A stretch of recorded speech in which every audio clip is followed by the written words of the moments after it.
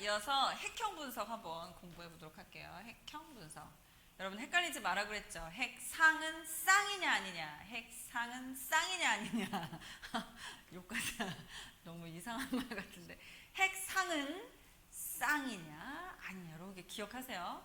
핵형은 지금 여기다 정리해 볼게. 핵형이라고 하는 것은 유전자가 아니에요. 염색체. DNA가 뭉치고 뭉쳐서 단단해진 염색체가 정상인지 아닌지 그걸 알아볼 수 있거든. 그래서 여기다 써보면 자, 핵형은 염색체가 정상인지 아닌지. 그럼 뭘 봐야 되냐면 일단 수 세봐야 돼요. 아까 사람의 염색체가 몇 개라고 그랬지? 2N 2개씩 46개. 2N은 46. 근데 47이야. 45야. 이제 이러면 염색체가 정상이 아니다. 이렇게 나오는 거예요. 염색체의 수, 또 모양도 중요해요. 모양. 그래서 염색체의 수와 모양이 정상인지 아닌지를 살펴보는 검사를 핵형 분석. 핵형 분석. 자, 아까 염색체를 한 쌍 그렸었는데 여기다 그려볼게요. 자, 하나. 똑같이 라고 한다면 여기를 우리가 동원체라고 하는데 동원체를 똑같이. 그다음 요 위아래를 이제 염색체의 본체잖아요. 기질이라는 표현을 써요. 여러분 이제 생물에서는 기질이라는 말이 굉장히 많이 나오는데 바탕, 전체, 뭔가 배경 이런 설명으로 많이 하거든. 여기 기질. 그래서 동원체의 위치가 전체 기질에서 어디에 있느냐에 따라서 모양이 달라질 수 있잖아요. 그래서 크기와 모양이 같은 똑같은 염색체를 우리가 뭐라고 했다? 그렇지. 얘랑 얘를 네, 얘랑 얘를 같다 한자로 얘기해봐. 서로 같다, 서로 상, 같을 동, 상동 염색체. 그래서 사람의 경우에는 상동 염색체가 23쌍 있다고 했으니까 이걸 표현을 해보면 2N 자 이렇게 표현하는 거 핵상 그지? 2개씩 그러니까 쌍으로 존재한다 그런 말이겠죠. 2N은 46 이렇게 상동 염색체를 가지고 있다. 왜 똑같은 걸 한 쌍 갖게 되었나요? 하나는 어머니 난자, 하나는 아버지 정자, 그죠? 그래서 하나는 정자, 또 하나는 난자. 그래서 모계, 부계로부터 받은 크기랑 모양이 똑같은 염색체를 상동 염색체라 하고요. 제일 큰 거 1번, 그 다음 거 2번, 그 다음 거 3번 하면 이게 1번부터 쭉쭉쭉쭉쭉쭉 몇 번까지 있겠어요? 46개니까. 46개니까. 그치? 요 n이 23이 되지 23쌍이 되는 거야. 그럼 이제 2번, 3번, 4번 해서 쭉쭉쭉쭉 가다가 맨 끝 번호는 23번이 되겠지. 그런데 또 잘 들어봐. 22번까지는 남녀의 차이가 없어요.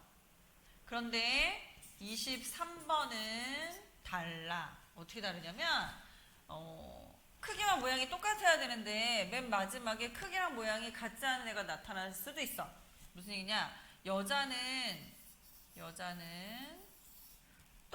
이런 게 똑같이 나타나거든요. 근데 남자는 작은 뭔가 이렇게 윗부분이 없는 것 같아 보이는 이런 염색체가 나타나는데 얘를 X 염색체라 하고 얘는 Y 염색체라고 해요. 얘 실체를 잘 몰라서 X 파일 이렇게 얘기하잖아. 그래서 X란 이름 붙였대.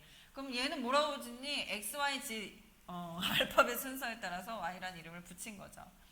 이 23번은 남녀에 따라 다르게 나타나기 때문에 성염색체라고 부르고 남녀의 차이가 나타나지 않는 1번부터 22번은 뭐라 부른다? 보통 상자를 써가지고 남녀 구분이 없다. 상염색체. 성, 남성, 여성. 성을 구분하는 염색체. 이해가 되나요? 그러면 저거 표현할 때 이거 두 가지로 표현할 수 있어요. 44개는 남녀 공통이잖아. 얘는 이제 상염색체가 되는 거지. 22번까지 22쌍이니까 더하기 XX면 여성이 되는 거고 XY면 남성이 되는 거야. 여기까지 이해가 되나요? 자, 그래서 염색체가 몇 개 어떤 모양으로 있는지를 알면 우리가 뭘 알 수 있냐? 핵형 분석을 하면 성별 알 수 있고요. 또 하나 아까 얘기했죠. 염색체가 46개여야 하는데 47개 또는 45개가 되면 사실 굉장히 큰 문제가 생겨요. 잘 생각해 보세요. 이 염색체라고 하는 것은 요 위에 뭐가 있다? 그렇지, 유전자가 있어. 유전자. 한 개의 염색체 위에 수백에서 천여 개의 유전자가 같이 있는데 어떤 사람은 46개가 아니라 45개라고 생각해봐. 그럼 한 1000가지의 정보가 손실된 거죠. 그럼 47개인 사람은 한 1000개가 더 생긴 거죠. 여러분, 더 플러스라고 해서 항상 좋은 거 아니지? 왜냐하면 그 플러스, 더 생긴 것으로 인해서 원래의 것들이 혼란을 겪기 때문에 1000가지의 혼란을 겪는다고 생각해야 되는 거야. 그래서 염색체의 수가 뭐 하나 많거나 적거나 별거 아닌 사고가 아니에요. 대형 사고예요. 대형 사고. 또는 또 보세요. 여기 이제 몇십 개의 유전자가 있을 텐데 여기 조밀하게 막 유전자가 이렇게 있을 텐데 이 부분이 없어졌어. 이 부분이 손실됐어.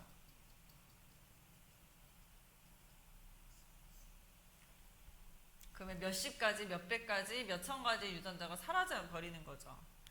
그러니까 유전자가 없어지거나 더 만들어지거나 하는 것은 대혼란을 일으킬 수 있기 때문에 이런 것이 바로 몸의 이상 형질로 나타나요. 이거 돌연변이라고 하는 거예요.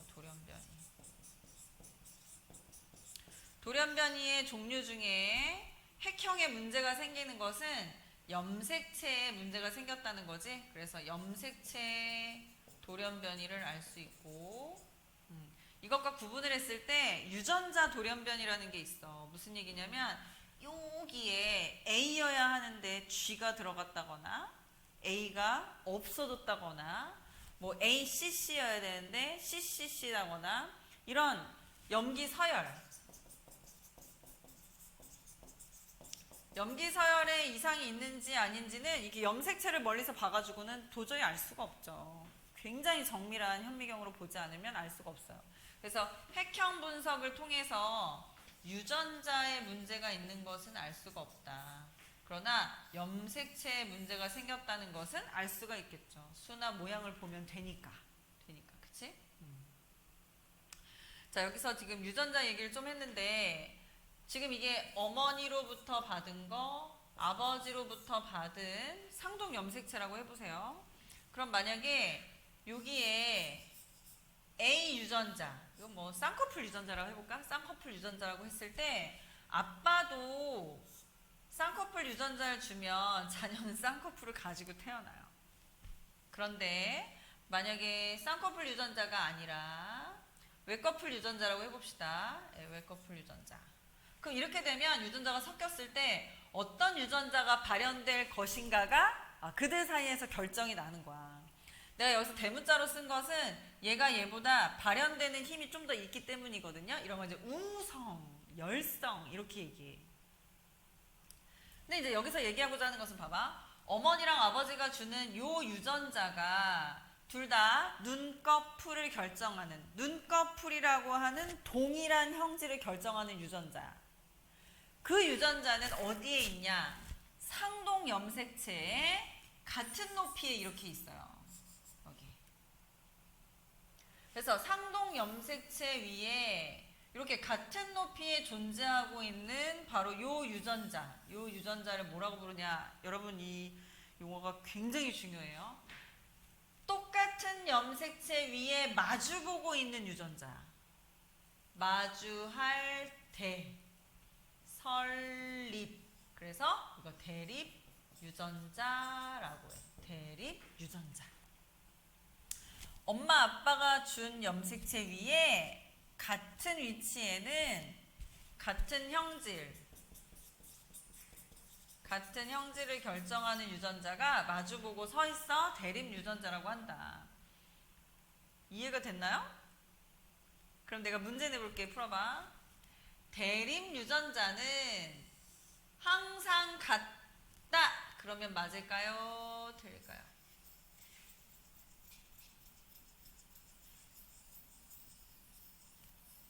자, 지울 동안 생각해봐. 대립 유전자는 항상 같다. 맞을까요? 틀릴까요? 대립 유전자는 항상 같다. 맞을까요? 틀릴까요? 자, 확률적으로 생각해보자. 엄마가 쌍꺼풀 유전자를 주었을 때 아빠도 항상 쌍꺼풀 유전자를 준다라고 한다면 금방 풀이가 되지. 엄마랑 아빠가 주는데 약속해서 야, 나 이런 정자, 너 이런 정자, 아이, 나 이런 정자, 너는 이런 난자 약속 아니잖아. 이건 굉장히 무작위적으로 확률적으로 주는 거기 때문에 같을 때도 있지만 다를 때도 분명히 있겠죠. 50대 50이지 뭐. 그지? 그래서 대립 유전자는 항상 같을 수가 없죠. 같을 때도 있고 같지 않을 때도 있고. 그래서 또 두 가지로 생각해 봐야 돼. 자, 같을 경우, 다를 경우. 같을 때를 우리가 뭐라 부르냐면, 이게 이제 그 유전자만 얘기하는 거야. 예를 들어서 엄마도 라지 A를 줬는데 아빠도 라지 A를 줬어. 그럼 라지 A만 한 쌍이잖아요. 같죠? 이걸 동형 붙었네? 접합 만났잖아. 동형 접합. 그럼 이거 쉽지? 다를 같을 동 다를 이형 접합 이렇게 하면 되잖아. 그지?